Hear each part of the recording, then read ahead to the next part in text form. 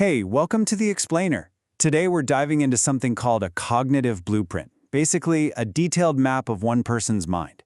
We're going to deconstruct it to see how an AI can be trained to become more than just an assistant, but a real, true thinking partner. We've all been there, right? You ask your AI assistant for something, and you get back this super generic answer that just completely misses the point.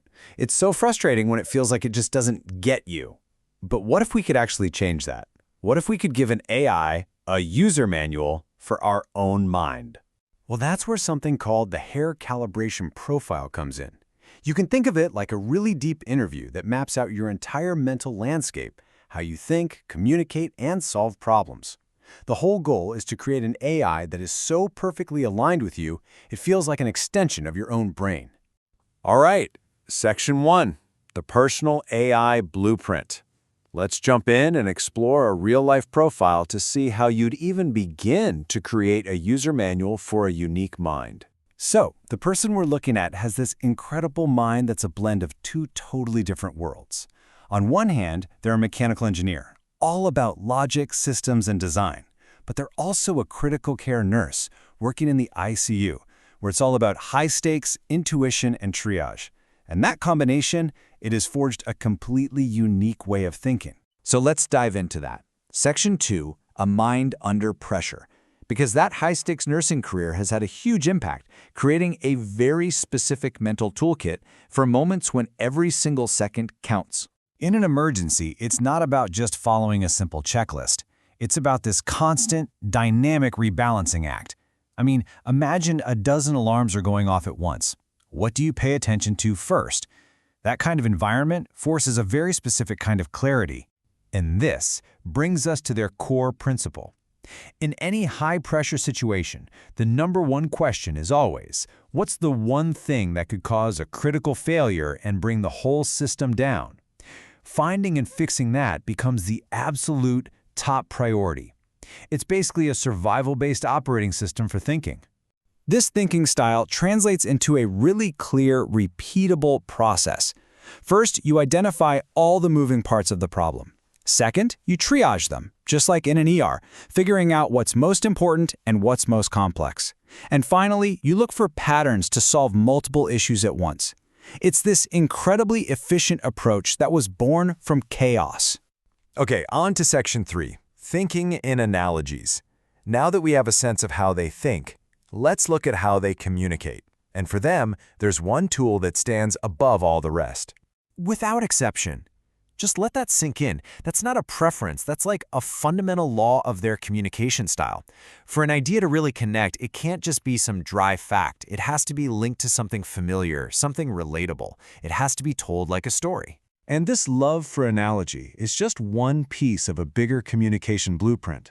They like detailed, informal, but really technical discussions. They see specialized jargon not as a barrier, but as a shortcut to efficiency. Any AI partner would need to completely adapt its style to match this. So here's the bottom line.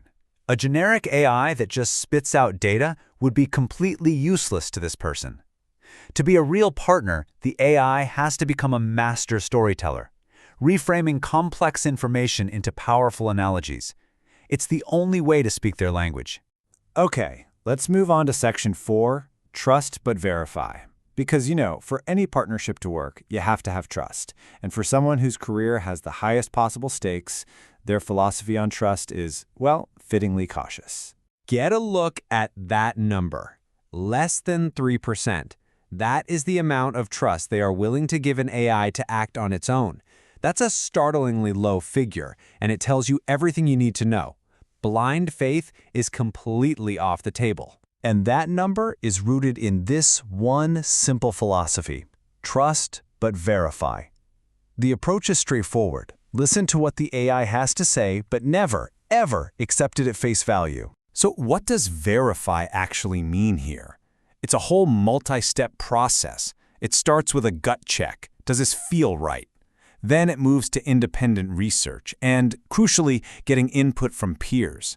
It's all about checking the data against their own experience, other sources, and the wisdom of people they trust. And this quote just drives it all home. Transparency is life. It connects open access to information directly with survival. For this person, hiding your sources or pretending you're certain when you're not isn't just unhelpful, it's dangerous. This creates an absolutely non-negotiable requirement for an AI partner. No black boxes. The AI has to act like a meticulous research assistant, citing every source, highlighting any gaps in its knowledge, and laying out all its assumptions. Without that level of transparency, trust is impossible. All right, Section 5, the ideal AI partner.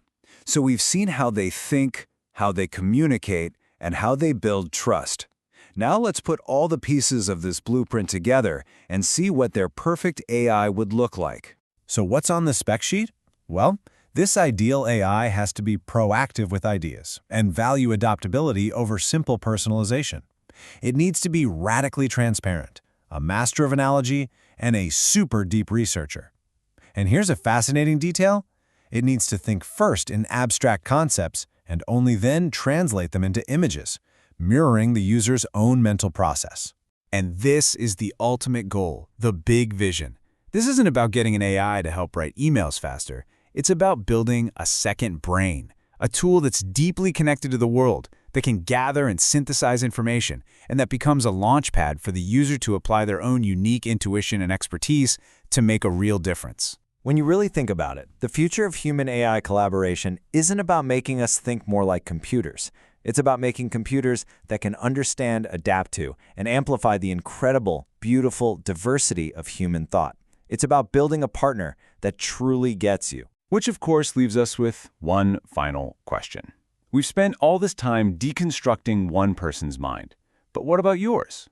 How do you solve problems? How do you communicate best? What's the operating system that runs your world? What's in your cognitive blueprint? Thanks for joining us on The Explainer.